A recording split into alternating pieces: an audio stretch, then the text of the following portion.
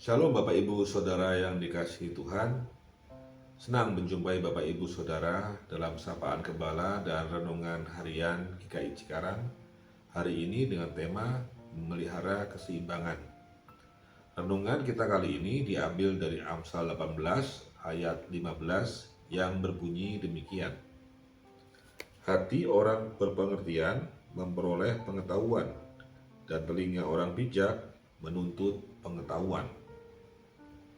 Bapak Ibu Saudara, tidak terasa kita sudah memasuki awal bulan Juli di tahun 2026 ini. Kita patut mengucap syukur kepada Tuhan. Kita dapat menjalani hidup sampai hari ini dengan selamat dan penuh damai sejahtera.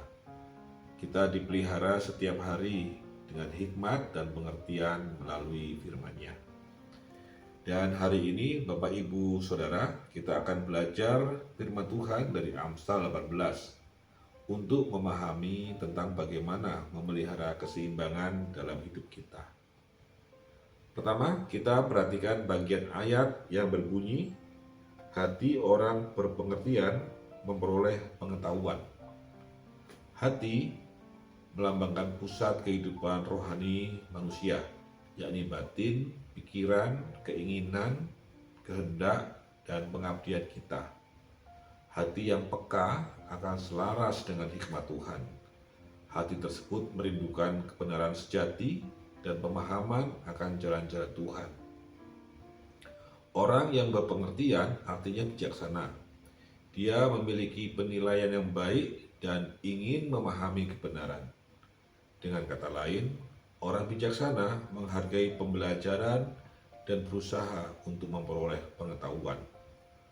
Secara rohani, ini berarti kebijaksanaan dimulai ketika hati kita terbuka dan tanggap terhadap hikmat Tuhan, bukan sekedar menerima informasi atau logika ilmiah saja.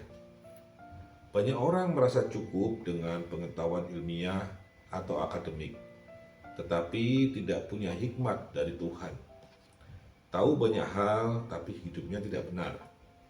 Akibatnya orang-orang ini menyalahgunakan kepintaran dan pengetahuannya untuk kepentingannya sendiri, bahkan sampai merugikan orang lain. Kita mungkin pernah mendengar kasus yang terjadi baru-baru ini, yakni pemalsuan penelitian ilmiah yang dilakukan oleh beberapa ilmuwan Indonesia yang seharusnya cerdas dan berilmu, tetapi menyalahgunakan kepintarannya untuk menipu dan membuat penelitian palsu hanya untuk mendapatkan travel grant gratis. Ini adalah contoh di mana kepintaran tidak disertai dengan kebijakan dan hikmat dari Tuhan. Pengetahuan lebih dari sekedar informasi. Pengetahuan dalam Alkitab sering berarti mengenal Tuhan secara pribadi, bukan hanya mengetahui fakta. Ini mencakup pemahaman akan karakternya, kehendaknya, dan kebenarannya. Mengenal Tuhan secara pribadi juga menuntun pada kehidupan yang berubah, bukan sekedar pemikiran yang lebih cerdas.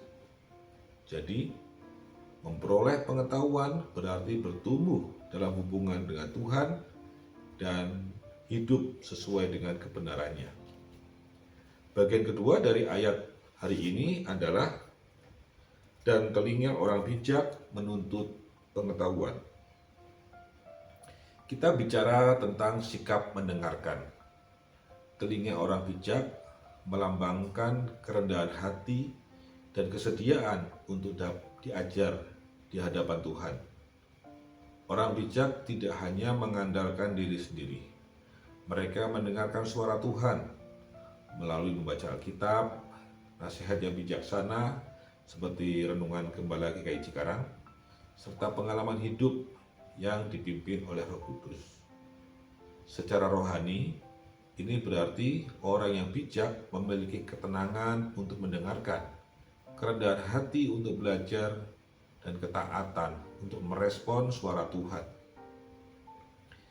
Inti pemahaman rohani dari renungan hari ini adalah kita sebagai anak Tuhan harus selalu haus akan hikmat Tuhan Jangan hanya haus akan pengetahuan.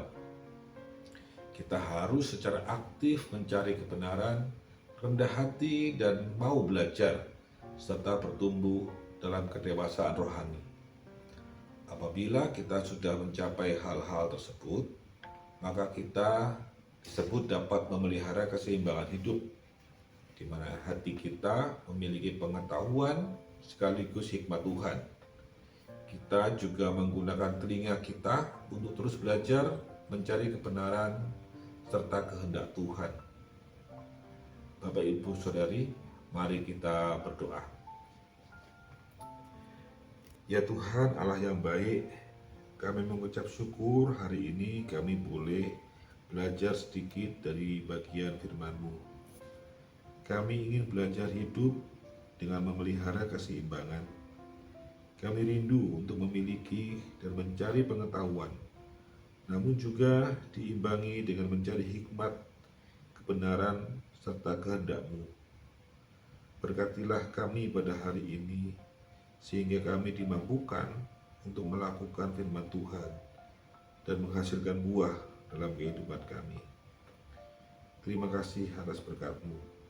Dalam nama Tuhan Yesus, Juru Selamat kami yang hidup, kami berdoa dan mengucap syukur. Amin. Demikian Bapak, Ibu, Saudari, renungan kita hari ini. Semoga firman Tuhan hari ini dapat menyemangati kita untuk melakukan aktivitas kita. Jangan lupa bagikan renungan ini kepada saudara-saudari yang lain. Selamat beraktivitas, Tuhan Yesus memberkati.